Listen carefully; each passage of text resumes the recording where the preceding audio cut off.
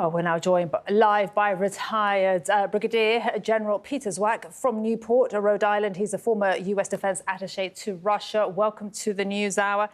Lots to talk to you about, Peter. So, first of all, what's your interpretation of what J.D. Vance said? We've got tools in our toolkit that we haven't decided to use.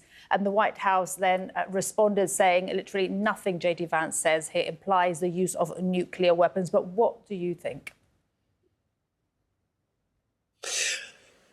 Good to see you again. And yeah, well, this is an extraordinary situation when you really think about it, and the rhetoric that's flying. And the fact that we're even talking about nuclear weapons is troubling.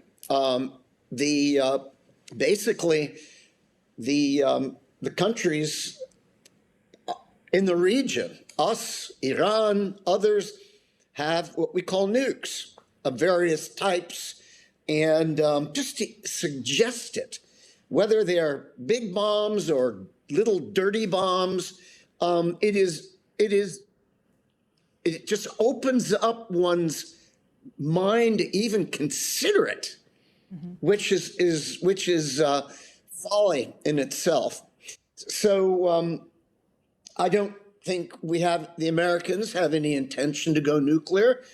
I don't think the Iranians do, but you push the Iranians into a Masada type of situation, anything is possible. And Peter, just to jump in, we need to watch our words. Peter, if I may jump in, the White House said only Donald Trump knows what the US will do. So where does that leave everything we're discussing right now? It's a great question because basically he manages and dictates our foreign policy. I think that's pretty obvious.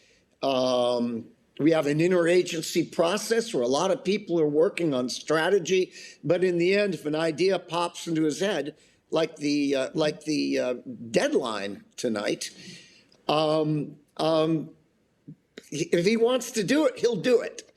And I have a feeling, though, in my country that while Iran has earned a lot of enmity from us and a lot of countries in the area, we are earning that, too. And I don't like seeing my country being called the bad guy. And we're the heavy. And we're throwing our weight around. And we're bullies, and it's sad because I know we're better than that. I know our military is better than that. Our military, yes. On that point of the military being better than that, the whole question of ethics. We've seen images of Iranians surrounding their civilian infrastructure, also making human chains on bridges. You say the US military is better than that. What? You know, from your experience, if they're in that situation, Donald Trump is saying they're going to obliterate an entire civilization, a whole civilization will die tonight. What choices would military men and women be forced to make when there's human shields in front of them? The targeting, yes, the targeting, it's really, really hard. But I believe that there are some great citizens that and in the military and elsewhere that hate this situation, don't want to be in this, and are very, very patriotic. And if they see us being threatened, they will go all the way. But I think there will be a lot of sober thinking if they get the order to start hitting just water salination, desalination plants and bridges, Peter, and things like that. Where is sober thinking for Israel? Because this is, of course, a two-pronged war. You're saying that the US could have sober thinking apply to Israel, which has already been hitting bridges. And this is a completely different attitude. We've seen what they're doing in Lebanon. We've seen what they're doing in Gaza. And this is our burden we have to bear. They're great allies, but for them this is a no quarter fight, and I think you have a point. I think that the Israelis have been over enthusiastic at times in their targeteering and how they're doing it, and as such, we get dragged into it too. And I can't believe we're having this discussion. It's just we're going to have to continue to work it in law. It is such a difficult moment. It really is.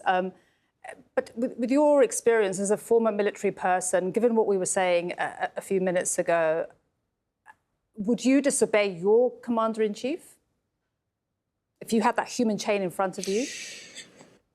No, the short answer is no, but if a target or mission is so, the English word is egregious, so over the top, I believe that there are American military, senior military, junior, that will question the order if it looks to be a military war crime, and that has been, heavily instilled into our forces.